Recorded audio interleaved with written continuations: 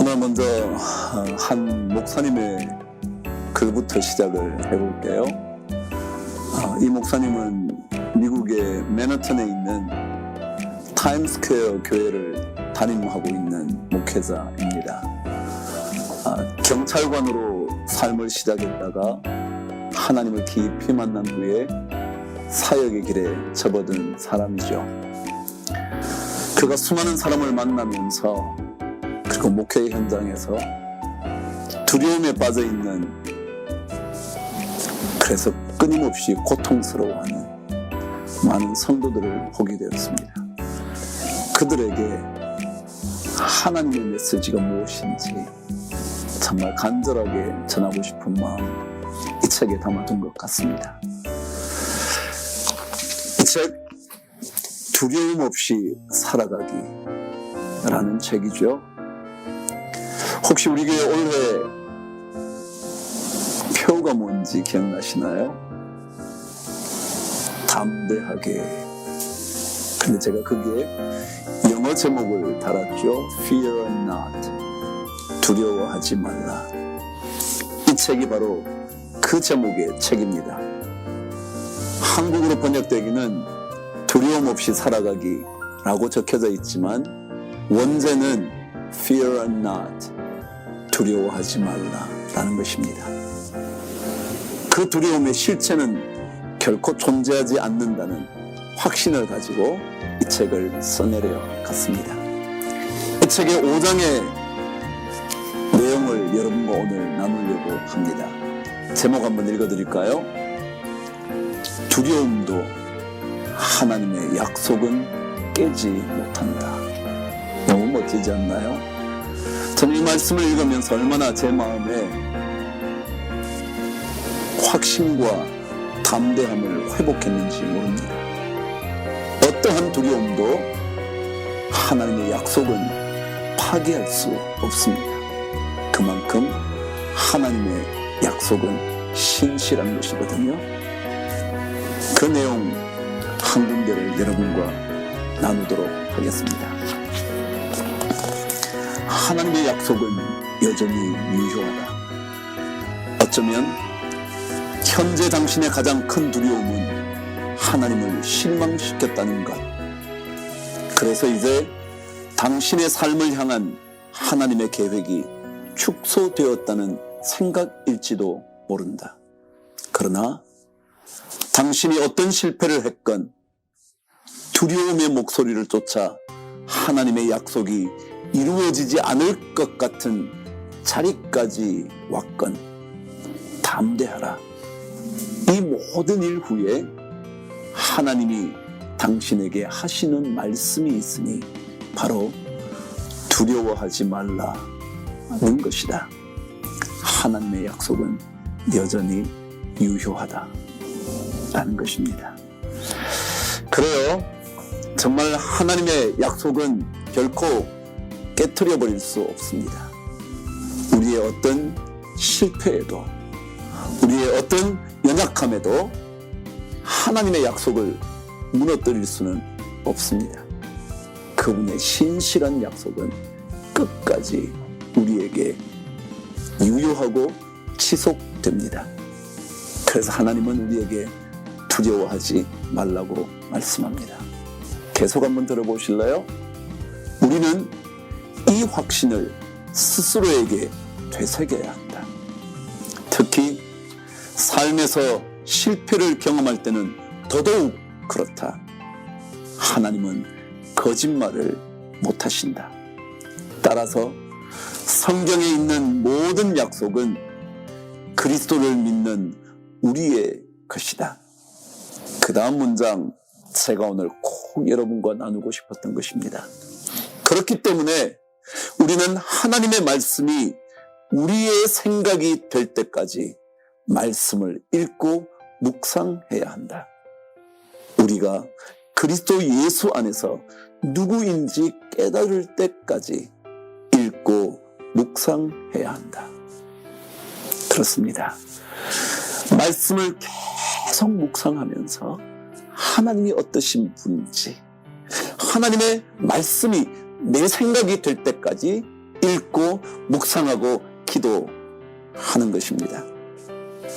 사탄은 우리의 끊임없이 거짓으로 유혹하거든요. 너의 실패와 부족은 하나님의 성취가 이루어지지 못하게 하는 걸 거야. 너 실패했잖아. 너 더럽혀졌잖아. 너는 온전하지 못하잖아. 당연히 하나님의 약속은 너에게 이루어질 수 없어. 라고 끊임없이 사탄은 말합니다. 그러나 하나님의 약속은 절대 깨트려질 수 없는 여전히 유효한 하나님의 말씀입니다. 그 마지막 부분을 여러분과 함께 나눕니다. 그러므로 당신이 아무리 실패해도 하나님의 계획은 지금도 당신의 삶 속에 여전히 진행 중임을 기억하기 바란다. 다시 한번 당신의 마음 속에서 하나님의 약속이 살아 숨쉬게 하실 것이고, 그것을 통해 당신은 이 세대 가운데 하나님을 영화롭게 할 것이다. 그러니 두려워하지 말라. 당신이 아무리 크게 실패해도 하나님의 약속은 여전히 유효하다. 여러분, 놀라운 이 고백 절대 놓치지 마시죠. 하나님의 말씀이 우리의 생각이 될 때까지 읽고 또 묵상하며 기도하는 여러분과 제가 될 수 있기를 바랍니다. 두 번째 책 여러분과 함께 나누어 볼까요? 믿음의 이유라는 책 여러분에게 정말 소개하고 싶습니다. 저자 라비 제크라이어스는 인도 출신입니다. 수많은 신들이 존재하는 그곳에서 그의 삶을 시작했던 사람입니다. 그러나 그 많은 신들이 아니라 유일하신 하나님, 그분을 증거하는 일에 얼마나 탁월한 논증가인지 모릅니다. 이분을 가리켜 우리는 어쩌면 이 시대의 최고의 기독교 변증가라 그럽니다. 변호하면서 증명해낼 수 있는 사람. 어떤 이론을 만나도 그가 복음의 정신에서 하나님을, 예수 그리스도를, 구원을, 생명을 증명해낼 수 있는 탁월한 변증가라고 말하죠. 오늘 그분이 쓴 믿음의 이유, 제가 오늘 여러분에게 소개한 내용에 그랬죠. 이 책의 원 제목은 하나님의 논리라는 제목이었다고요. 하나님은 적당하게 말씀하시는 것 아닙니다. 정확하고도 세밀하게 말씀하시는 분이십니다. 그분의 논리는 하나도 틀림이 없습니다. 그것을 이 책에서 계속해서 적습니다. 그리고 이 저자가 52가지의 질문을 계속 던집니다. 예를 들자면, 우리에게 정말 기도할 필요가 있을까? 아니면 우리에게 정말 예배하는 것이 필요한 것일까? 아니면 정말 우리에게 지식과 지혜라는 것이 무엇일까? 그런 수많은 질문들을 하나둘씩 답변해 갑니다. 온전한 섬김은 무엇일까? 우리 인생의 가장 깊은 삶의 고민은 무엇일까? 결코 타협할 수 없는 진리는 있는 것일까? 여러 등등의 질문을 던지면서 하나둘씩 우리들에게 알려줍니다. 오늘 여러분과 함께 그의 책 믿음의 이유에서 27번째 질문, 기도할 필요라는 부분을 여러분과 함께 나누려고 합니다. 그 부제는 이렇습니다. 기도한 대로 된 것이 하나도 없는가? 여러분, 그렇다면 왜 우리가 기도해야 할까요? 기도한 대로 이루어지지도 않는데 왜 우리는 끊임없이 기도하라는 명령을 들어야 하는 것이고, 그 명령에 순종해야 하는 걸까요? 거기에 대하여 그가 대답한 것이 이렇습니다. 제가 한 사람의 인용문부터 적어놓은 걸 읽겠습니다. 체스터턴이 물어본 것이 있다. 하나님을 믿기가 힘들어지면 하나님을 떠나는 경향이 있다. 그렇지만 떠난다면 도대체 어디로 가게 될 것입니까? 회의론자나 신앙의 실망을 느낀 사람들에게 자명한 답 하나는 신이 존재한다는 믿음을 내던져버리고 내 인생의 주인공은 나라는 생각으로 자기 나름 최선을 다해 사는 길밖에 없다는 것이다. 그러나 그렇다면 우리에게 기도는 어떤 것일까? 그에게 말합니다. 그렇다면 기도는 우리의 답답한 마음을 외치는 소리이다. 그렇죠? 여러분과 저의 끊임없는 고민을 하나님께 외치는 것 아닙니까?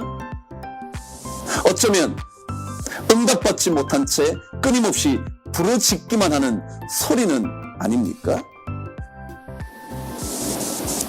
그러나 그의 마지막 이야기를 들어보시죠. 기도가 응답되지 않는다고 느끼는 사람이 하나님을 떠나더라도 또 다른 누군가는 기도를 삶의 중심으로 삼는다. 전 이 말이 너무 저에게 와닿았습니다. 그리스도인들은 어떤 사람들이냐 하면 하나님이 응답하시지 않는 것처럼 보인다고 생각하면서 하나님을 떠나는 것이 아니라 오히려 그럴 때 어떤 사람, 다른 누군가는 오히려 기도를 삶의 중심으로 삼는 사람이 있다는 거예요. 우리 그리스도인들이 그런 사람 아닐까요? 기도의 응답의 문제가 아니라 응답된 여부의 문제가 아니라 그럼에도 불구하고 기도를 우리 삶의 중심으로 삼는 그 사람 되는 일, 이것이 그리스도인 아니겠습니까? 그는 기도 응답을 받지 못해도 기도를 멈추지 않는다. 왜냐하면 그가 신앙하고 신뢰하는 것은 기도의 능력뿐 아니라 하나님의 성품과 지혜이기도 하기 때문이다. 그래요. 우리는 기도를 통해서 하나님을 만나게 되는데 그 하나님은 능력을 보여주시는 하나님일 뿐만 아니라 그분은 결코 변치 않는, 우리를 끊임없이 사랑하시는, 어떠한 것에도 우리를 포기하지 않으시는 하나님의 성품과 우리의 기도가 연결되어 있어야 된다는 거예요.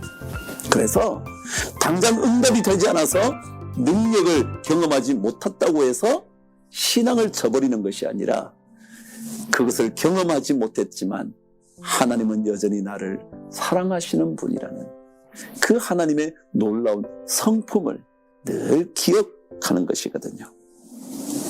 나는 하나님이 우리 기도 생활의 중심에 계실 때 하나님이 우리 신앙을 유지하고 보호하신다는 것을 믿는다.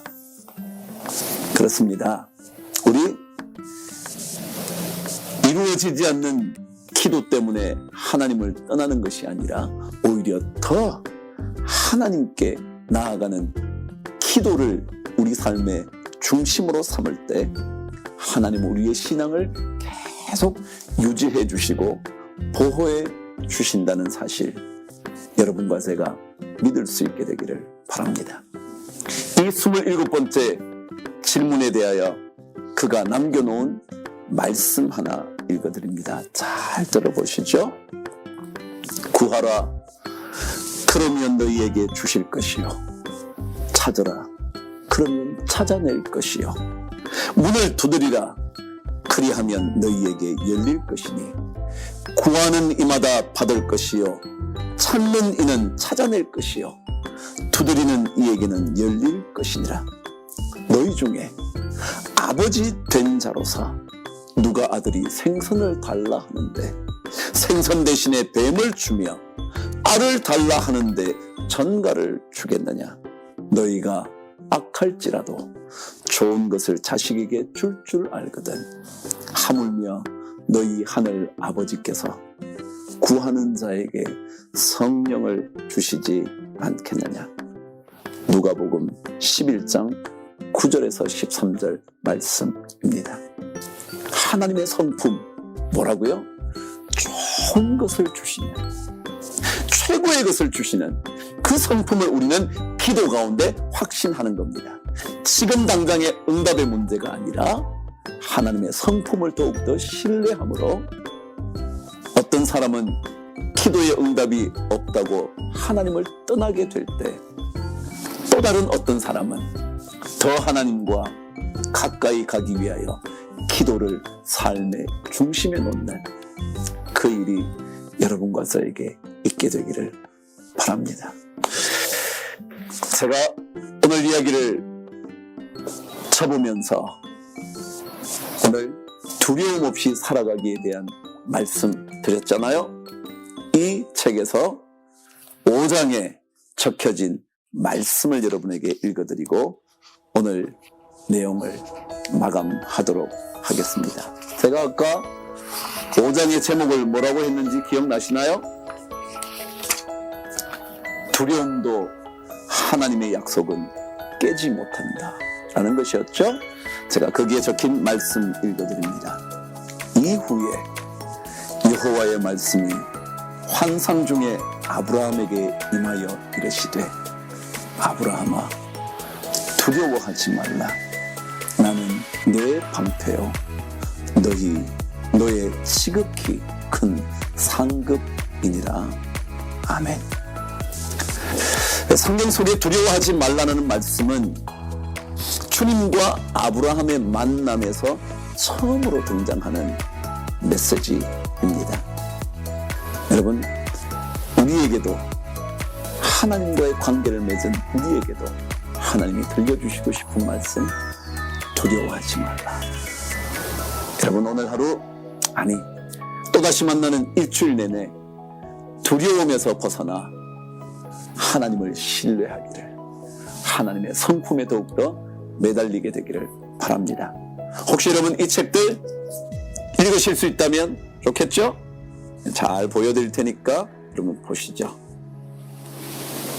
고맙습니다. 우리 다음 주일 또 말씀으로, 그리고 우리의 믿음의 길을 묻는 영적인 독서로 여러분을 초대하도록 하겠습니다. 여러분 잘 지내십시오. 평안한 밤 보내시고요. 안녕히 계세요.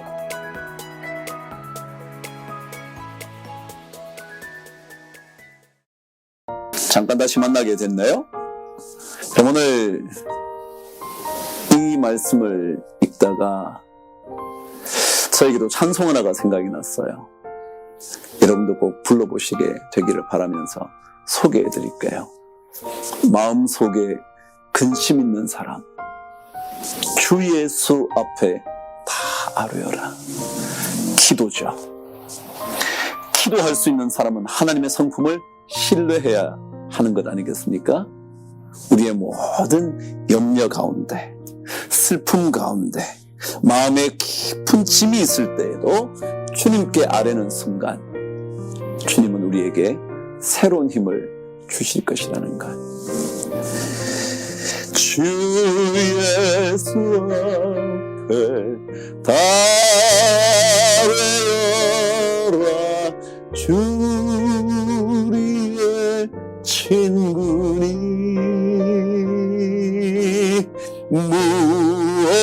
무엇이나 근심하지 말고 주 예수께 아뢰라.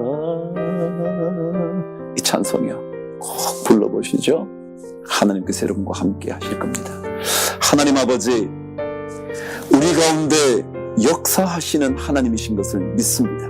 아니 우리에게 가장 좋은 것을 주시는 하나님의 놀라운 성품을 믿습니다. 남들은 하나님을 떠나갈지라도 우리는 더더욱 기도를 우리의 삶의 중심으로 삼게 하여 주셔서 두려움을 몰아내고 하나님 앞으로 더 가까이 나아가는 우리 모두가 되게 하여 주옵소서. 예수님 이름으로 간절히 기도드립니다. 아멘.